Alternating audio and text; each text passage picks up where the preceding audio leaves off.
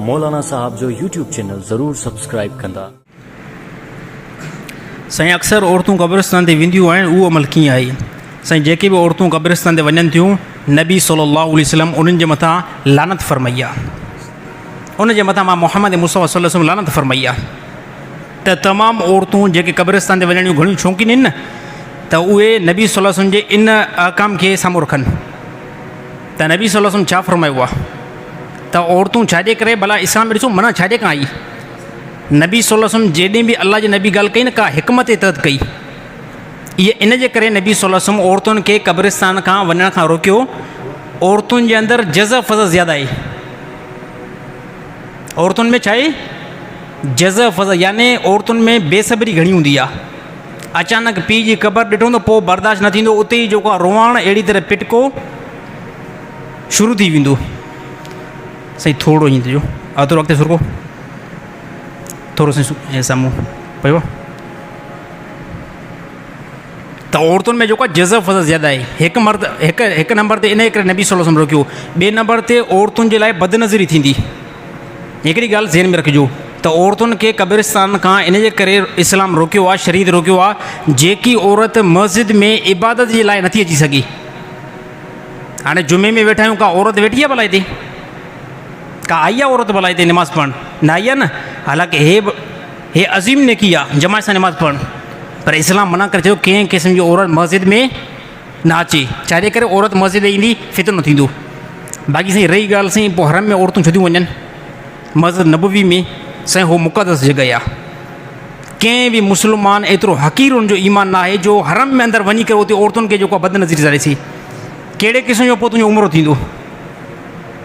हिते अंदेशो आहे यार, इंसानु आहे न फिरी सघे थो, पर कहिड़ो इहो मुस्लमान हूंदो जेको वञे हितां 3 लख रुपया रक़म भरे करे उमिरि ते वञे, उते जेको आहे औरतूं जेके तवाफ़ थियूं कनि उन्हनि में जेको नज़र विझे, त उहो उमिरो ई जेको आहे तबाह थींदो। ऐं मस्जिद नबवी उनजे नबी सल्लल्लाहु अलैहि वसल्लम ज़माने खां वठी करे उते सिस्टम इहो हलंदो अचे थो। त इन जे करे बाक़ी साहबा जेके आहिनि उन्हनि सख़्ती सां रोकियो त ॿिनि मस्जिदनि खां अलावा औरत काथे बि जेको आहे मस्जिद में वञी करे जमात सां नमाज़ न पढ़ी। औरत जे लाइ घर जेको हिकिड़ो महदूदु आहे। हाणे हिते ॾिसो जेकी औरत घर में मस्जिद में नथी अची सघे, छा इहा औरत क़ब्रिस्तान में वञी सघे थी? सख़्ती सां जेको आहे मना कयो। जेके औरतूं हाणे ॾिसो 10 महरम बि क़रीब आहे, हे तमामु मुक़ामनि जे अंदरि मर्द घटि बीठा हूंदा आहिनि, औरतूं ज़्यादा बीठियूं हूंदियूं आहिनि।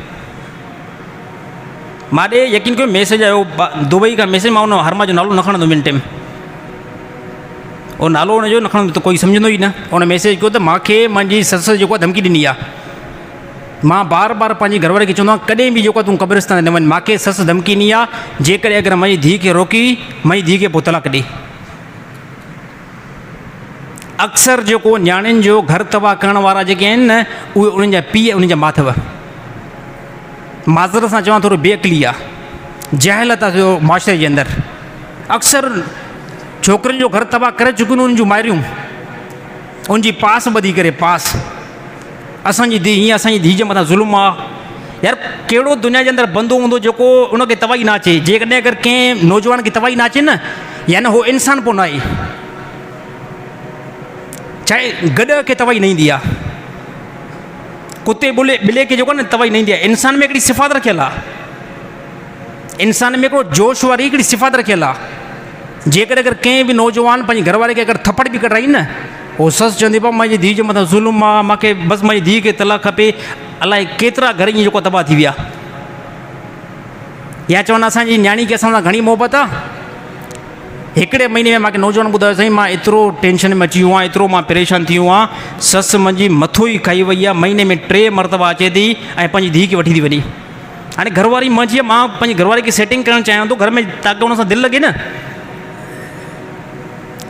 नसीहत हिकिड़ी कयां थो, आहियूं अलहमदुलिल्लाह सभु जेको शादीशुदा, नसीहत कयां थो न्याणी जो निकाह करे इन खां बाद में न्याणी खे क्लियर हिकिड़ी ॻाल्हि ॿुधाए छॾियो, घर खां हाणे तूं असांजे घर खां वई, हाणे बसि मां तुंहिंजो पीउ आहियां, तुंहिंजे मथां हथु रखंदुमि, हाणे सभु कुझु जेको आहे तुंहिंजो मुड़ुसु आहे।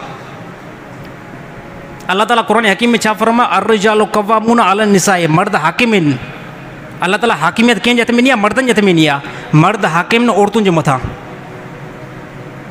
मर्द चाहिनि मर्द हाकिम आहिनि औरतुनि जे मथां, त औरत जे मथां जॾहिं मर्द हाकिम आहे त मर्द जीअं चवे त औरत खे उअं हलणो पवंदो।